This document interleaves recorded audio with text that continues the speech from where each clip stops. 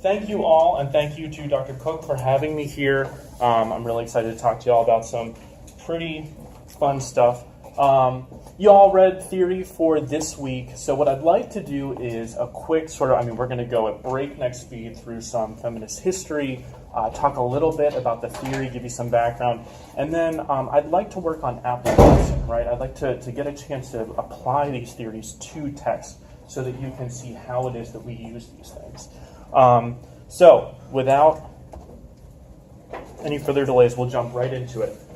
Feminist literary criticism seeks to describe and analyze the ways in which literature portrays the narrative of male domination in regard to female bodies by exploring the economic, social, political, and psychological forces embedded within literature. So, very generally, feminist literary criticism looks at the ways in which masculine domination operates, the ways in which men are privileged and feminine bodies are subjected or subverted to these dominant powers. Now, this is just a starting place, right? This is kind of where feminist literary criticism began. Now it has evolved. It's much more inclusive. And in fact, I would argue feminism is for everyone. It's not just limited to looking at women's roles in literature. Now, feminist literary criticism has extended, and feminism as well as a movement, has extended to other power dynamics, including intersections of race, class, and gender. So, and adding to this, there's more nuance to this as the theory and the approaches evolve. So ever since the early 80s, we started to look at power structures. For example, literary canons, right? The institutionalization of knowledge. So some of you may be aware of the fact that one of the places that we started in literary studies is basically studying old dead white dudes, right? Chaucer, Shakespeare, Melville, Hawthorne, right? It's not until later that we started to look at other forms of literature from other subject positions. So this is one of the things that feminism has done. We start to look at the ways in which our institutions privilege particular points of view and how we can add nuance to that. And it also considers things like gatekeeping strategies. Have any of you heard this term before? You have? Can you explain it? Yeah, it's kind of like the way in which different people, like textbook publishers and people who publish online databases and people who publish journals all are gatekeepers to information because they get to choose what information they present and what's available to different populations. Excellent. Thank you for explaining that so well, better than I could have. So who gets into college? Whose work do we publish? Whose scholarship do we consider worthy of publication or worthy of study, right? Who is included? And what are the gatekeeping strategies that we use to either keep people out and only privilege certain perspectives? Or how do we let more people in, make it more inclusive? So again, the feminism has evolved to include race, class, and gender. And these intersections, right, the way in which they intersect, this is a key point in later feminism. So intersectionality, all right, this is a term that was coined by Kimberly Crenshaw.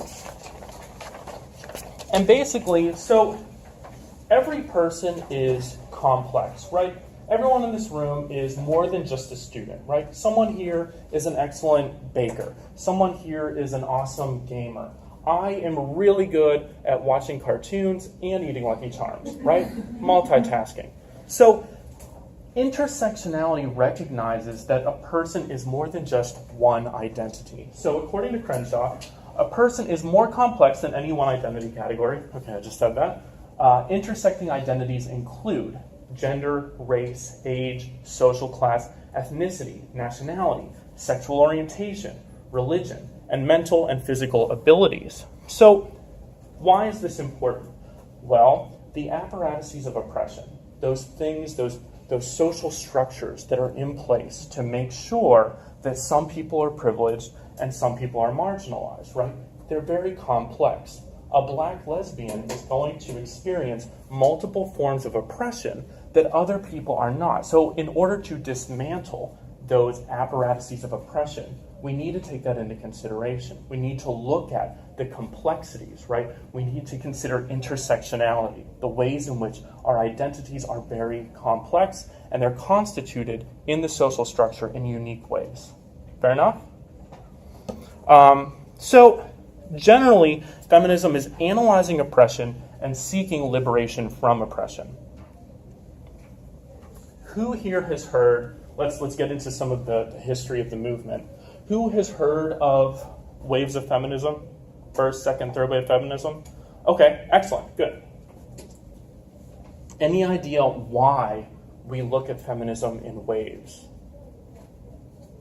Because it's constantly evolving. It is constantly evolving. Thank you. Anything else? Yeah. Between the waves, there's different goals. There's the earlier waves where it's more about white feminism, even though they thought they were being inclusive, and then it's more about intersectionality as it progresses. Excellent. All right, thank you. So, thinking about the ways in which we do history, we organize history, right? Periodization is synthetic. So, think of the ways in which we look at antiquity, the Middle Ages, the early modern period, right? This is one way in which we organize history. But that organization has largely been influenced by men, and particularly the ways in which they think about nation building. And these have been constructed in ways that largely exclude women and other marginalized subjects. So waves of feminism it's mostly focusing on later developments, but it's one way in which we look at a history that deviates from conventional forms of organizing our historical narratives, right? But having said that, I want to be careful because it's very useful, as you said very nicely, in identifying movements in history when issues of gender have mobilized large numbers of people, right? The problem with the waves metaphor is it's a large perspective, right? We're looking at movements across the nation. So it doesn't capture local movements or particular people in time and space who are dealing with issues of gender, race, class. So just keep this in mind. All forms of periodization are synthetic. Fair enough? We just use it as an oversimplification so that we can discuss these things and identify these large movements. Okay? So jumping right in to first wave feminism, 1848 to 1920, mostly organized around the suffrage movement. Concerns are the right to vote, education, employment, marriage laws. As you said, it was mostly focused on concerns with working class white women. They were pro-temperance. Well, some of them were pro-temperance. It was mostly they wanted to restrict drinking due to drunken domestic violence. Enough? They were not interested in radical social change. They didn't want to upset social conventions too terribly. They're not using terms like feminism. This is a word that was coined in 1895, but people weren't really identifying as feminist during this time. Their achievements, they did open higher education to women. They opened particular professions, specifically medicine. Imagine not having a woman doctor. They improved divorced and separated women's child custody rights. And in 1920, the 19th Amendment to the Constitution passed, granting women the right to vote. However, racism came out early and ugly in this movement. Many did not support voting rights for the black population. And in fact, some people only wanted to get women the right to vote in order to outvote the black population. The movement was mostly incoherent, inconsistent, and pretty much shut down after 1920 once women won the right to vote. So then we jump into second wave feminism, early 1960s to the 1980s. We've got the Vietnam War protests, Black Power, the women's movement. This is a time in which women are recognizing that they're being excluded from positions of power, and so they're going to start developing theories and thinking through why this is happening and how we can start to resist these systems. So their concerns were legalized gender equality. So they wanted to be sure that they had access to some of these boys-only clubs, more access to other professions. Reproductive rights and childcare. There's more of a push for federally funded daycares. Some people are arguing for legalized abortion at this time. And you may have heard the personal is political. Have you heard this term before? Okay. Does anyone know what that means? Can anyone explain that? Are you familiar enough with this? That's okay. So it's the idea that if we alter things in the domestic sphere, we can open more opportunities to women in larger social spheres. So giving women more control over their sexuality and reproduction and matters in the home will eventually open up more opportunities beyond. And thinking about the ways in which women are portrayed in mass media, right? Giving them roles outside of just the domestic sphere. Third wave feminism, 1990s to the present. Again, so you'll notice I put a question mark here. As I said, periodization is mostly synthetic. I get the impression that something different is emerging right now. And I think given the fact that we've had the Women's March on Washington was the largest single day protest in American history, we've had to grapple with the recent election and how it is that a presidential candidate refers to women's bodies, and the fact that we now have an administration that does not explicitly denounce things like misogyny, racism, and Nazis. We're going to see, I hope, something radically different to challenge these things. But looking at third wave feminism, it's mostly a response to the failures of second wave feminism. So it's intersectional. It's going to consider multiple forms of oppression. It's going to redefine feminism. We're going to see more inclusion here.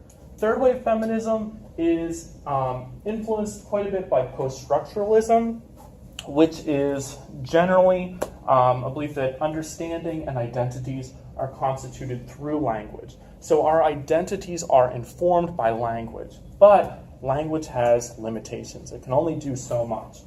Words and text have no fixed meaning. There is no fixed or natural correspondence between language and the world. Language has been used to create artificial constructs, such as male-female, right? So if we only have this binary, man and woman, there's not a whole lot of room for those people who test the boundaries of the ways in which these identity categories work. And even within that binary, right, man, woman, there's a way in which this binary is also hierarchically arranged so that one is privileged over the other. And these binaries are used to bolster dominant powers.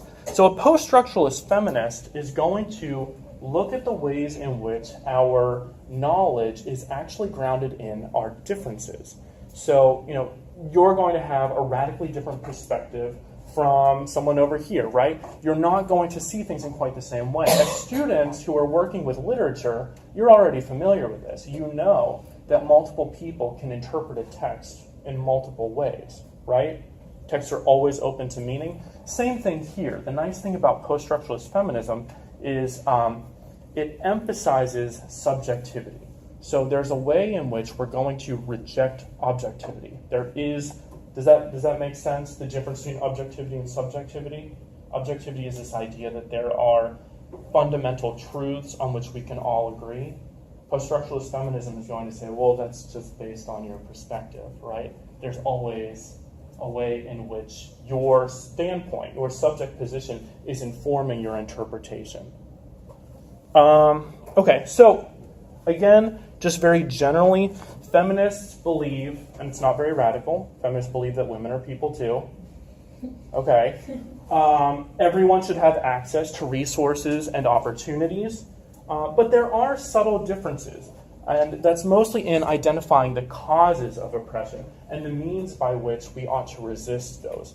I've provided you a couple of different types of feminists on the handout. I won't go through these now. but I want you to have access to these so that, on your own, if you're interested in this, you can look through and see if there's any particular category that you identify and want to explore more. Okay, let me ask, who's a Disney fan? Okay, you're in the right state for it. Are we mostly familiar with The Little Mermaid? Okay, can someone describe the plot, concisely? Any idea, what's The Little Mermaid about? Yes? So a girl gives away her voice to follow a boy to land. All right, okay. I was going to say, let's talk about how we can apply a feminist reading to The Little Mermaid, but I think you did a pretty good job. Cheers to you. All right, so if we think about The Little Mermaid from a feminist perspective, she alters her body, she alters her comportment, the way she conducts herself, in order to be more appealing to Eric, right? And if we think about the happily ever after of The Little Mermaid, there's a way in which happily ever after looks very much like walking away from the rule of the father to embrace the rule of the husband. So there's a way in which Little Mermaid identifies the limitations of women's opportunities at this time, and in many ways reinforces it. And subtly indicates the masculine domination over her choices. Anything to add to that? Any other interpretations? Anyone want to challenge my reading? Yeah. Not obviously that is correct, but in addition to that, Ursula is another woman and she's the one who takes away her voice and tells her she has to be different. So I feel that is also representative of women oppressing other women and not having the entire female community be identify and support feminism as a whole, and in the way in which some women can also enforce the patriarchy and the way in which I don't know, stuff like that. No, yeah, so there's a way in which the social structure, right? So we call this patriarchal equilibrium, if you're interested in this. There's a way in which any sort of changes to the patriarchy, any sort of resistance, the social structure changes to make sure that you keep the oppression in place. So what you're saying is there's a way in which some people are enlisted in promoting the ideas that maintain their own oppression. Okay, interesting. Hold on to that, because we're going to revisit Ursula. That's good. Okay. Let me pause for just a second and ask, are there any questions or comments about feminism, feminist approaches to literature? Are you ready to dive into queer approaches to literature? Okay. All right, so a queer reading invites readers to acknowledge the normative structures upon which texts are predicated. What? All right, let's break this down. Normative structures. These are the social conventions, the assumptions that we make, the behaviors and the ideologies or ideas that most people subscribe to, right? The things that keep our social structure in place. And they're mostly accepted to be true. Let me try giving you an example. So the ways in which we look at the way someone is dressed, and we make certain assumptions about their gender, their sexuality, right? There's these normative structures go beyond just the person. It's a way in which we think about how time and history move forward in a straight linear line, constantly improving upon the past, right? So these are some of the normative structures that most people assume to be true. And queer theory is going to urge us to recognize that such normativity, just like literary and social conventions, are culturally constructed and that they are not essential natural truths, right? So all of those assumptions, they appear to be monolithic. They appear to be these structures that we all participate in. So much so as to appear to be natural, right? but they're not. They're just social conventions. And one of the things that queer theory seeks to do is to reveal how these things are constructed. So, I pulled these images from, are you familiar with gender reveal parties? Oh, yeah. Do you know what this is? Okay, these are 3 separate parties, and so I pulled these images. Can you explain? Can anyone explain what a gender reveal party is? Yeah. It's basically, they're like, okay, so someone's having a baby, and they have a party to be like, oh, this is the sex of the baby, when really it's like, they call it a gender reveal party, but like you can't determine gender from a fetus because you can only determine like biological sex, which means nothing. Okay, so you're already familiar with a lot of this. I took a class in women's studies like last semester. What was that? I'm sorry. Biological sex reveal. Yeah. Okay. So you already know. All right. Yeah. So the idea is you cut into the cake, and when you cut into the cake, right? If the cake is Or the balloon pops, and Okay. and then the color.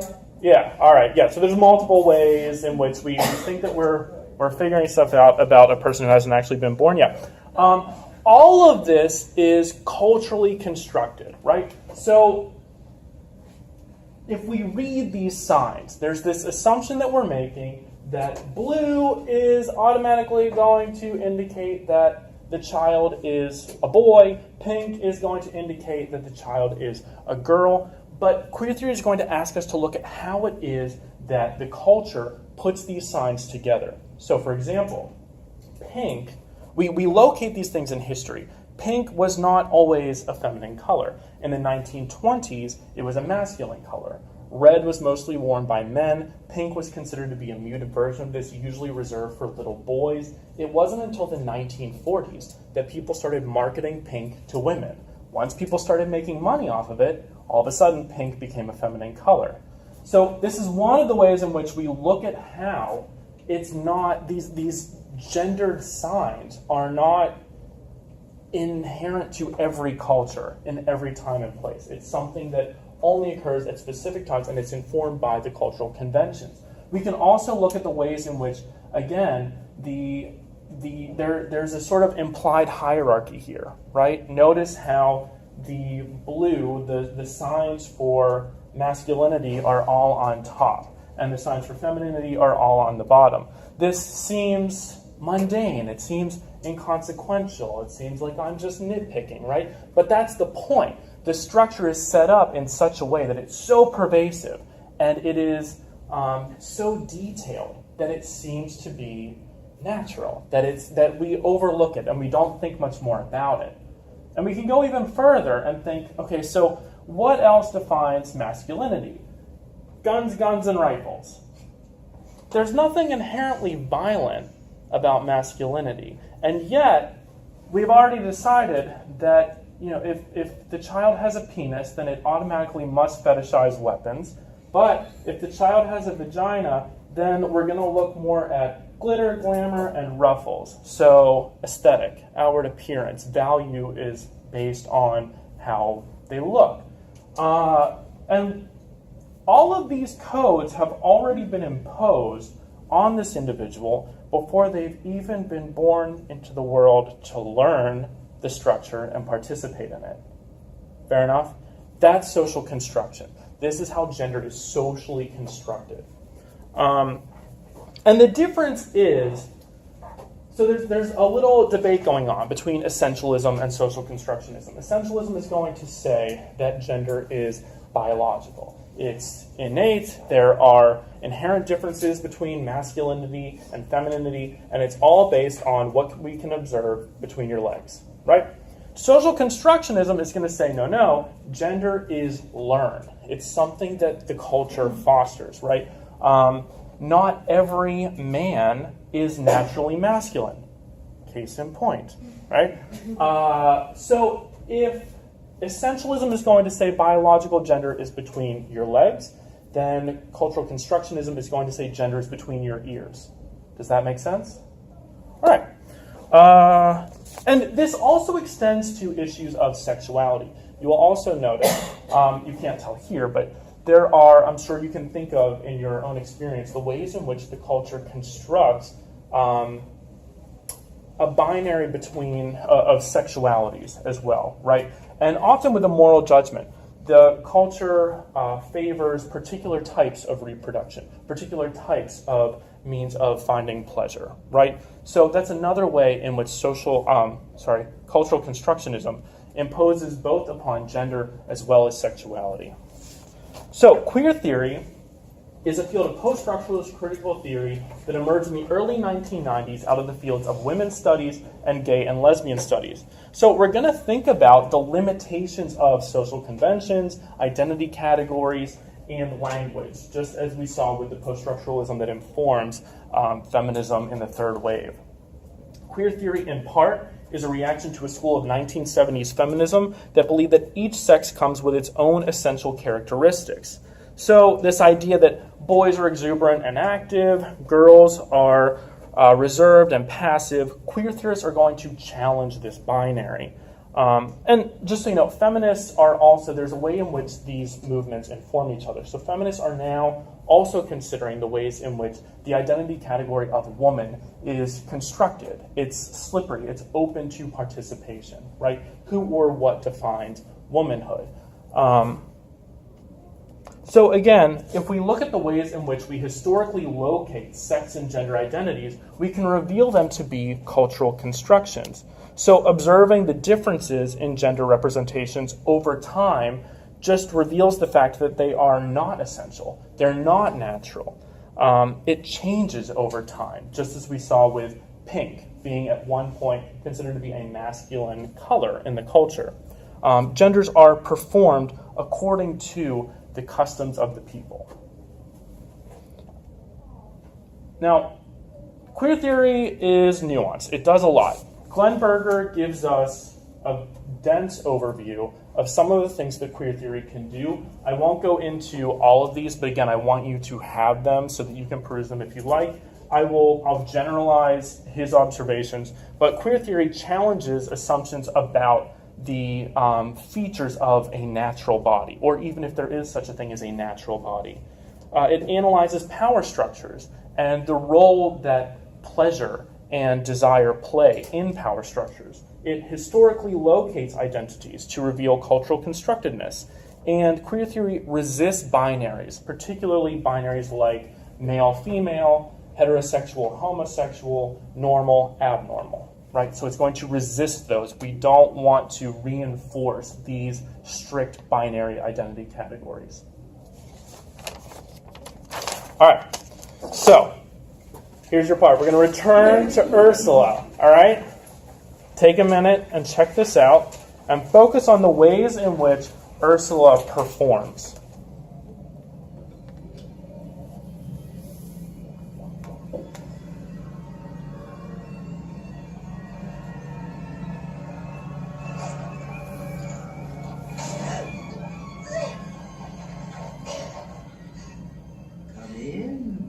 Come in, my child. We mustn't lurk in doorways. It's rude. One might question your upbringing. Now, then, you're here because you have a thing for this human, this prince fellow. Not that I blame you. He is quite a catch, isn't he? Well, ancient fish, the solution to your problem is simple. The only way to get what you want is to become a human yourself. Can you do that?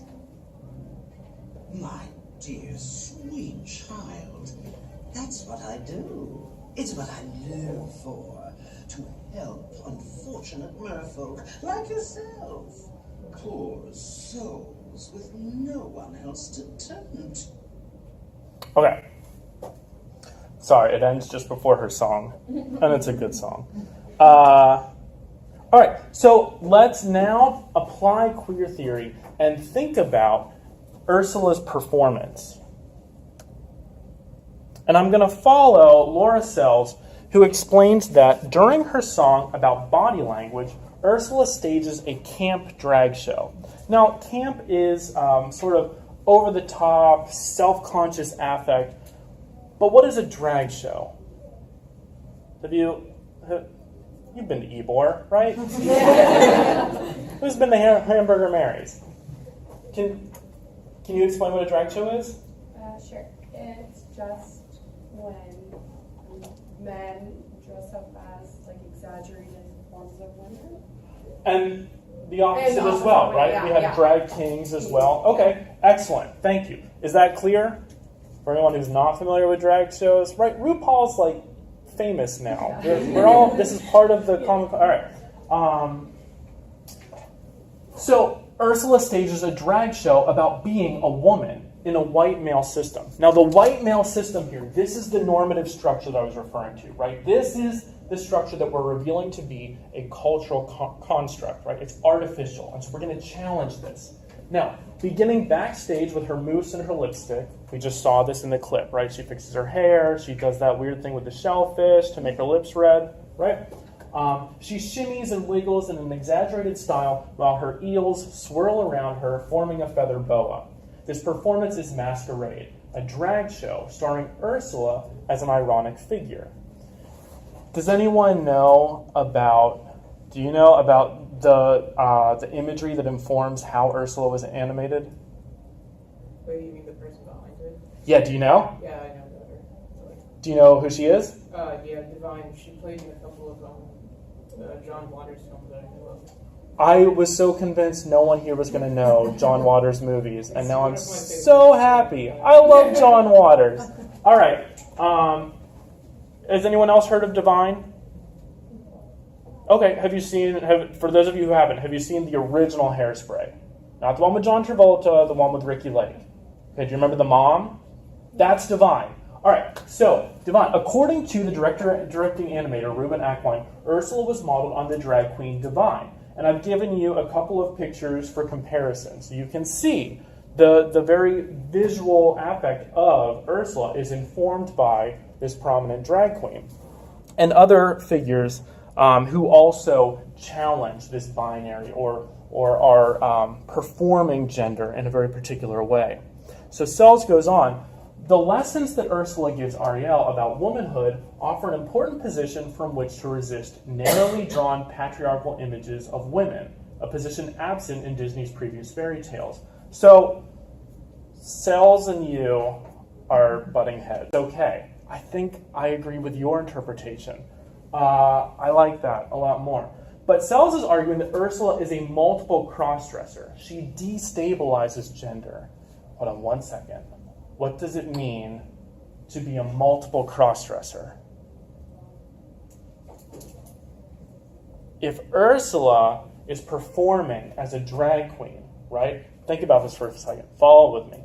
She's a woman performing as a man who stages himself as a woman, right? She's performing gender in a very particular way, right? In a way that starts to mess with, to destabilize the boundaries of the identity categories. Does that make sense? If this woman is influenced by drag queens, right, there's a way in which her characterization draws attention to the artificiality of narrow gender categories.